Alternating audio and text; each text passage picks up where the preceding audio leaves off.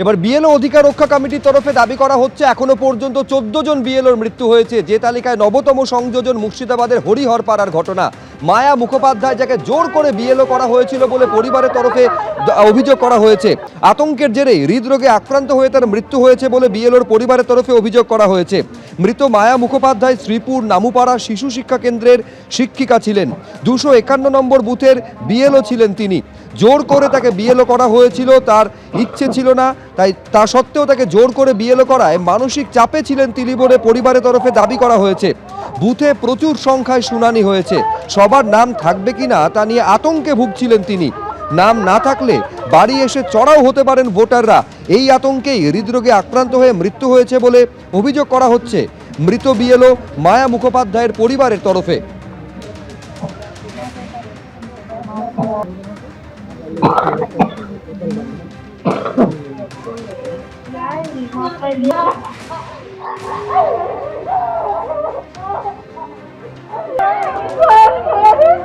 এই বিএলওর কাজটা যখন হাতে পাই, ইনোভেশন ফর্মগুলো যখন ডিস্ট্রিবিউট করা হয়ে যায়, তারপরেই মানে একটু ভয় ভয় কাজ করতো।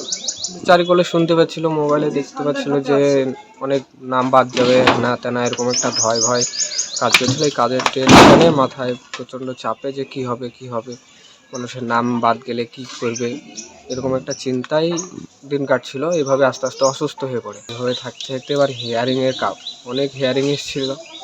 আর এই হিয়ারিংয়ের এইগুলোতে মানে একটু টেনশন ছিল যে অনেক হিয়ারিং এসছে, এবার এগুলো কী হবে। তখন নাম বাদ গেলে বাড়িতে তখন এসে ঝামেলা করবে যে তোমরাই করেছো, এরকম একটা চিন্তা ভাবনা ভয় সবসময় মনের ভিতরে ছিল। এইভাবেই হঠাৎ করে আজকে এই অবস্থা।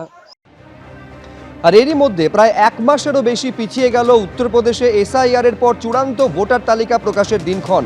6 মার্চ এই তালিকা প্রকাশিত হওয়ার কথা ছিল, পরিবর্তে 10 এপ্রিল প্রকাশিত হবে উত্তরপ্রদেশে চূড়ান্ত ভোটার তালিকা, এমনটা কমিশনের তরফে জানানো হয়েছে। আবারও আপনাদের বলবো, উত্তরপ্রদেশে পিছলো এসআইআর এর চূড়ান্ত তালিকা প্রকাশের দিন। 10 এপ্রিল প্রকাশিত হবে উত্তরপ্রদেশে চূড়ান্ত ভোটার তালিকা। 6 মার্চ এর আগে দিনক্ষণ স্থির ছিল, 6 মার্চের পরিবর্তে 10 এপ্রিল প্রকাশিত হবে এসআইআর এর চূড়ান্ত তালিকা, জানাচ্ছে কমিশন।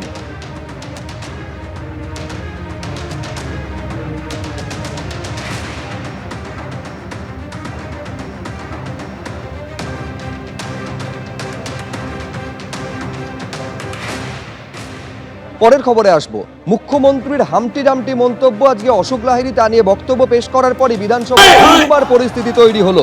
ওয়াকআউট করলেন বিজেপির পরিষদীয় দলের সদস্যরা। রাজ্য বাজেট নিয়ে বিজেপির বিধায়ক অশোক লাহিড়ীর বক্তব্য, আর তারপরে ধুন্ধুমার পরিস্থিতি তৈরি হয়। অশোক লাহিড়ীর বক্তব্যের সমালোচনা করেন রাজ্যের অর্থমন্ত্রী চন্দ্রিমা ভট্টাচার্য।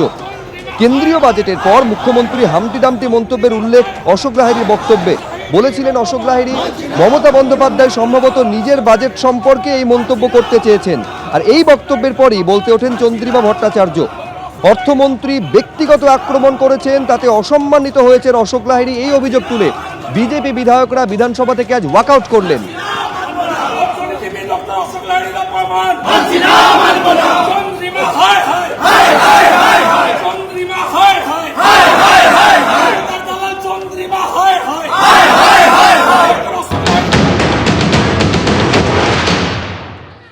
এই ধরনের আলোচনা খুবই নিকৃষ্ট ধরনের আলোচনা।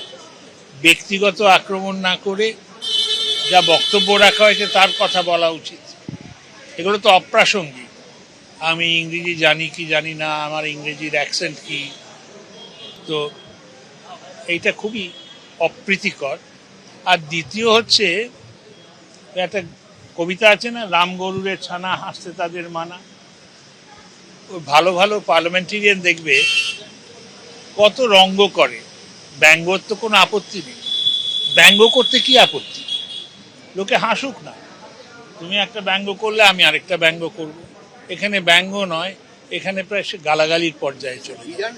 এখানে প্রথমত তো একটা হচ্ছে, আমি মনে করি যে এত ব্যক্তিতান্ত্রিক দল হয়ে গেছে তৃণমূলটা, যে কোনো কেউ কথা বললেই সবকিছুর আগে বলেন মুখ্যমন্ত্রীর অনুপ্রেরণায়। আরে আমার দলের নেতা তার অনুপ্রেরণা তো থাকবেই, সেটা বলার দরকার নেই। একটা, দ্বিতীয় হচ্ছে সাবস্ট্যান্টিভ অর্থবহ আলোচনা খুব কম হয়।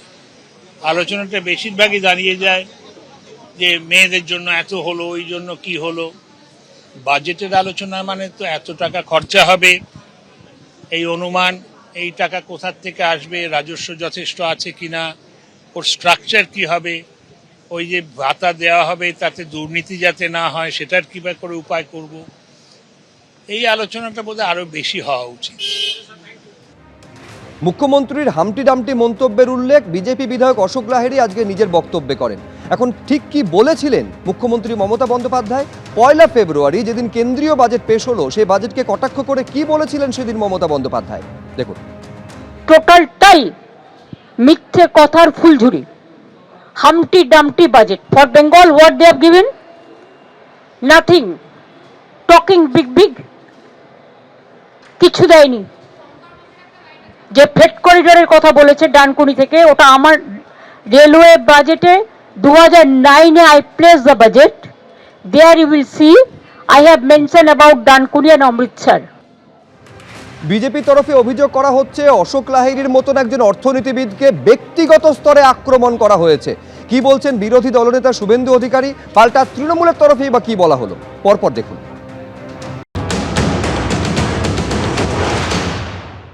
ডক্টর অশোক লাহিড়ীকে যেভাবে 10 মিনিট ধরে আক্রমণ করেছেন, অসভ্যের মতো, বর্বরের মতো, এটা কোনো বাঙালি মেনে নিতে পারে না। Doctor Ashok Lahiri is our asset, not only our state, also our country. এরা বাংলা বিরোধী। ডক্টর অশোক লাহিড়ী আর্টিকেলে এদের সব খুলে দেয়।